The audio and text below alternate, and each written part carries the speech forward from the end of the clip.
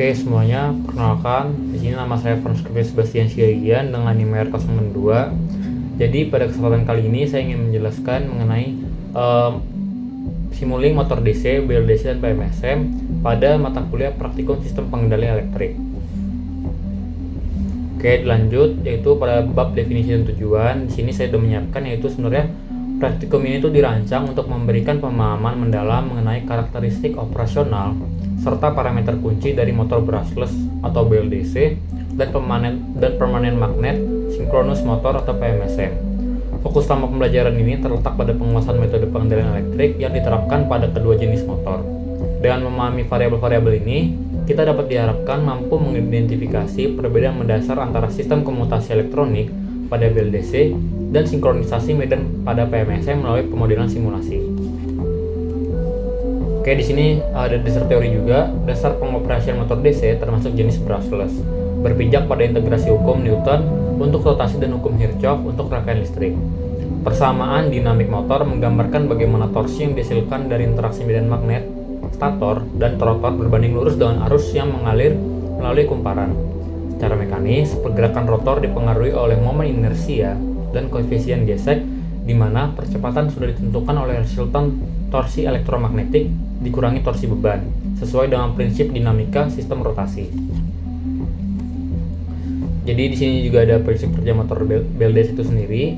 Komutasi elektronik dan sensor hal motor BLDC beroperasi sebagai mesin arus arah yang menggantikan sikat mekanis dengan sistem komutasi elektronik untuk mengatur arah arus pada stator.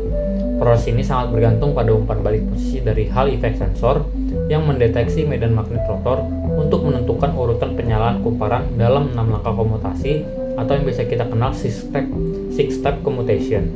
Melalui kendali pulse width modulation atau PWM, kecepatan motor dapat diatur secara presisi, sementara efisiensi tetap terjaga karena minimnya gesekan mekanis pada bagian komutator.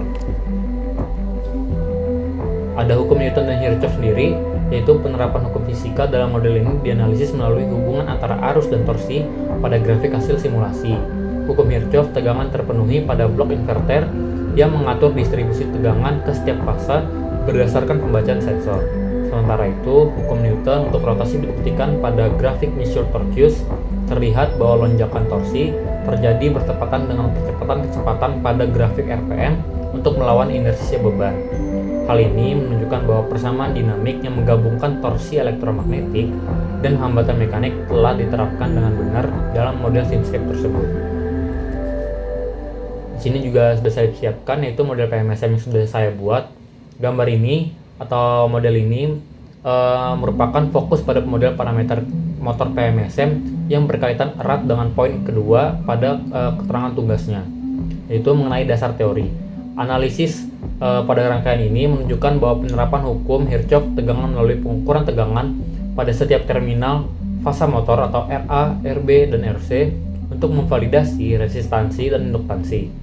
Persamaan dinamik motor diaplikasikan dengan menggunakan angular velocity source untuk memutar rotor secara eksternal agar nilai GG lawan atau back EMF dapat diukur.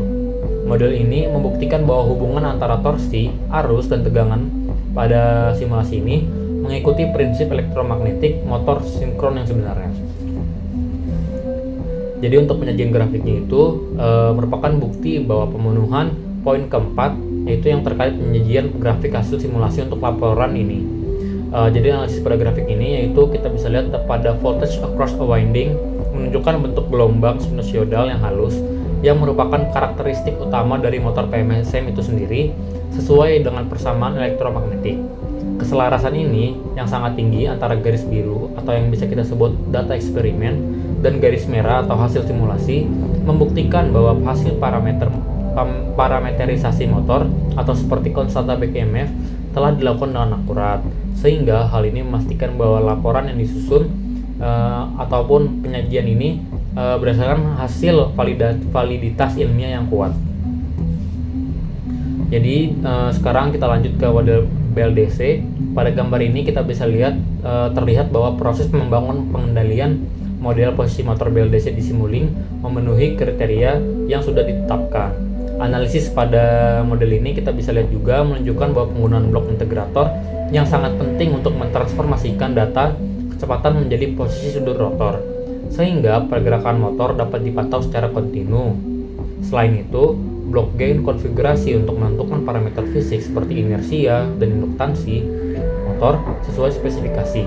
Sementara blok add berfungsi untuk menerapkan hukum Kirchhoff dan Newton dalam sistem kontrol dengan cara menghitung selisih antara sinyal referensi dan umpan balik dari Hall effect sensor. Dilanjut dengan pemahaman model dari si BLDC, grafik ini kita bisa lihat yaitu sebenarnya grafik ini tuh menyajikan visualisasi hasil simulasi yang memenuhi poin-poin yang sudah ditetapkan mengenai pemahaman respon sistem, dan poin keempat mengenai penyajian grafik. Kemudian bisa kita analisis di sini itu menunjukkan respon kecepatan motor yang mengalami lonjakan transien saat menerima perintah perubahan posisi dan kembali stabil atau nol setelah mencapai target. Yang mencerminkan pemahaman tentang parameter inersia, grafik short torque menyajikan data torsi yang dihasilkan motor untuk mengatasi beban mekanik sesuai dengan hukum Newton, memastikan bahwa model simulasi ini telah berjalan sesuai dengan parameter motor yang telah ditentukan. Jadi berdasarkan percobaan yang sudah saya lakukan, dapat saya simpulkan bahwasannya praktikum ini atau percobaan ini membuktikan bahwa pemodelan motor BLDC dan PMSM di Simulink sangat bergantung pada integrasi parameter elektrik dan mekanik yang akurat sesuai dengan hukum fisika dasar. Penerapan hukum Kirchhoff pada rangkaian listrik dan hukum Newton pada dinamika rotasi menjadi pondasi utama dalam membangun model yang stabil. Penggunaan blok integrator terbukti krusial untuk mengonversi kecepatan menjadi kecepatan dan posisi sudut, sehingga sistem kontrol dapat mengarahkan rotor ke target yang diinginkan secara presisi. Secara keseluruhan, penyajian grafik ini, grafik kecepatan dan torsi yang selaras dengan data eksperimen, memvalidasi bahwa seluruh parameter fisik dan persamaan dinamik telah diimplementasikan dengan benar dalam model simulasi, memenuhi kriteria praktikum yang telah ditentukan. Mungkin itu saja dari saya. Mohon maaf apabila ada kekurangannya.